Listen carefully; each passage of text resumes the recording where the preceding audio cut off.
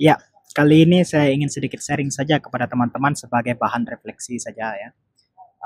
Future mapping atau future planning untuk teman-teman D3 keperawatan ataupun S1 keperawatan yang baru masuk. Pertanyaan pertama adalah tunjuk tangan siapa yang ingin jadi PNS. Nah, ini pertanyaan yang sering kali saya ajukan biasanya. Karena apa? Karena hampir semua teman-teman mahasiswa yang saya tanya pasti jawabannya, ya tentu saja mereka ingin menjadi PNS. Nah, ini sebetulnya merupakan tantangan untuk kita semua. Karena apa? Pada saat teman-teman ingin menjadi PNS, anggap saja misalnya 100 perawat yang baru lulus, yang keterima ya paling 10, ya paling 15 begitu kan ya. Sangat sedikit sekali ya. Maka dari itu banyak teman-teman yang kecewa ketika mereka tes, kemudian tidak lulus, kemudian tes lagi, tidak lulus lagi, tahun depan tidak lulus lagi. Terkadang sampai 3, 4 tahun, 5 tahun itu tidak lulus-lulus begitu. Akhirnya ya kecewa begitu. Maka dari itu mindset untuk menjadi PNS itu kalau bisa ya dirubahlah. Ya tidak ada masalah kalau misalnya niatnya pengen menjadi PNS, tapi bukan menjadi target utama. Hanya itu saran yang terpenting ya. Apa sih yang kita lihat dari PNS begitu kan ya? Ya, terutama dari gaji, kemudian dari jaminan pensiun tentu saja ya. Nah itu menjadi target teman-teman. Namun kita lihat sebetulnya gaji PNS itu berapa sih? Paling ya 1,5 sampai 5 juta lah rupiah per bulan. Nanti ada tambahan lah insentif-insentif apa begitu kan ya. Namun pertanyaannya yang sering diajukan oleh masyarakat adalah ketika kita kaya, kemudian ketika kita beli mobil, kemudian kita beli rumah begitu ya. Apalagi kalau misalnya yang agak mewah-mewah sedikit begitu, pasti diasumsikan seringkali korupsi gitu. Karena apa? Karena mereka sudah bisa melihat gaji PNS itu per bulan itu berapa sih sebetulnya. Oke, maka dari itu hidup kita itu lebih sering diawasi warga karena pakai uang negara. Padahal mereka tidak tahu kita mungkin ada pekerjaan sampingan, kita mungkin ada bisnis sampingan sehingga kita bisa banyak membeli mobil. Oleh karena itu terkadang memang hidup menggunakan uang negara itu agak sulit. Padahal sebetulnya untuk perawat ini peluangnya sangat banyak sekali karena apa? Setelah D3 ataupun S1 banyak sekali teman-teman di luar sana yang sudah buka klinik keperawatan sendiri. Mereka menjadi bos dari usaha mereka sendiri. Mereka bisa atur kehidupan mereka sendiri. Mereka bisa atur jam kerja mereka sendiri. Nah, itu sebetulnya suatu kebebasan yang luar biasa begitu kan ya. Oleh karena itu daripada kita mengharapkan sesuatu yang belum pasti, ya mending kita persiapkan aja dari sekarang. Future mappingnya harus seperti apa begitu. Nah, yang ingin saya sampaikan di sini juga, kalau misalnya teman-teman menjadi perawat, niatnya pengen cepat kaya, nah itu sudah salah jurusan begitu kan ya. Kalau misalnya pengen menjadi perawat karena niatnya pengen membantu orang lain atau membantu keluarga yang ada di rumah atau mengabdikan diri ke masyarakat yang ada di sekitar kita, nah itu sangat bagus sekali. Tapi kalau misalnya niatnya pengen menjadi cepat kaya, ya salah jurusan. Nah, di sini ada 6 gambar ya. Ya Atta Halilintar, Meli, ya, seorang youtuber yang dapat bisa dibilang keuangannya tiap bulannya itu sekitar ratusan juta rupiah lah ya. Nah kalau misalnya teman-teman ingin menjadi perawat, kapan bisa mendapat jutaan rupiah per bulan? Beda kalau misalnya perawat yang mempunyai sampingan bisnis atau mempunyai sampingan YouTube gitu.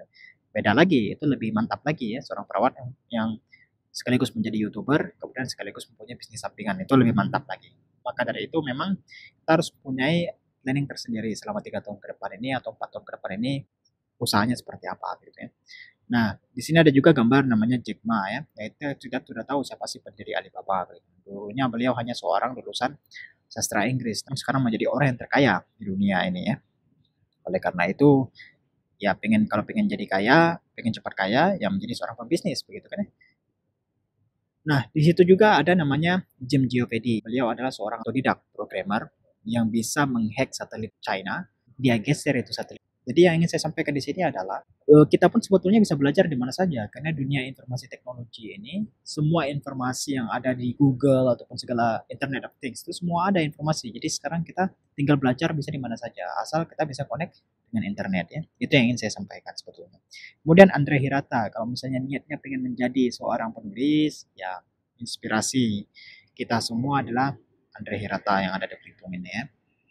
Kemudian Jane Watson, nah kalau misalnya niat kita pengen menjadi scholar, ini adalah salah satu American Legends yang masih hidup ya, nursing theories yang masih hidup. Jadi beliau ini betul-betul seorang scholars yang sampai sekarang masih menulis buku banyak betul dan mengabdikan diri beliau memang di dunia keperawatan ini ya. Oke, setiap ini dunia pendidikan sekarang sudah mulai beranjak masa transisi untuk mengadop metaverse future learning. Nah, Yang ingin saya sampaikan di sini sebetulnya adalah jangan kita habiskan waktu kita hanya untuk berdebat yang tidak penting. Jadi silakan kita gunakan waktu kita untuk improve keilmuan kita, improve skill kita untuk menghadapi masa depan yang cukup sulit begitu ini. Nah, sekarang sudah mulai menggunakan telehealth, ada juga namanya triple care. Orang-orang di luar sana itu sudah menggunakan teknologi informasi untuk melayani masyarakat. Kemudian orang juga sudah mengembangkan robot begitu ya di sini Thailand. Nah, robot yang matanya merah begitu. Jadi memang banyak masukan dari teman-teman robot itu harus ya lebih enak dipandang gitu kan ya. Kemudian yang di sebelah kanan itu adalah robot dari Jepang gitu kan ya. Jadi memang sekarang itu orang sudah mengembangkan dunia robot. Nah, kita masih berdebat dengan yang nggak penting yaitu dikurang-kurangi dulu ya. Nah, sebetulnya apa sih yang perlu dipersiapkan? Ya, turut saja teman-teman selama 3 tahun ini ataupun 4 tahun ini, ya silakan diperbaiki bahasa Inggrisnya. Karena semua informasi yang ada di dunia ini tidak semuanya dalam bahasa Indonesia. Pasti ada dalam bahasa Inggris terutama ya. Kemudian skill komputer. Karena sekarang ini udah zamannya dunia informasi teknologi, tentu saja kita bicara skill komputer itu harus lebih dipertajam. Artificial intelligence, apa itu namanya, data science, dan segala macamnya. Ya jangan sampai kita gaptek. Perawat gaptek itu kan ya kacau pula gitu ya, padahal informasi di luar sana banyak gitu ya. Kemudian pilih salah satu bidang yang paling ditekuni. Kalau misalnya di dunia keperawatan, dunia keperawatan klinis, ya silakan aja pilih bidang mana, misalnya pediatrik, psikiatrik, pilih bidang yang paling mana yang ditekuni, oke. Kemudian kalau misalnya suka dengan komputer ya pilih aja nursing informatics gitu ya. Jangan malu bertanya dan jangan gengsi. Itu yang terpenting. Dan yang terpenting juga di sini adalah slow, steady, konsistensi. Jadi kita memang harus mengikuti proses. Yang penting jangan mudah putus asa. Ikutin aja prosesnya pelan-pelan.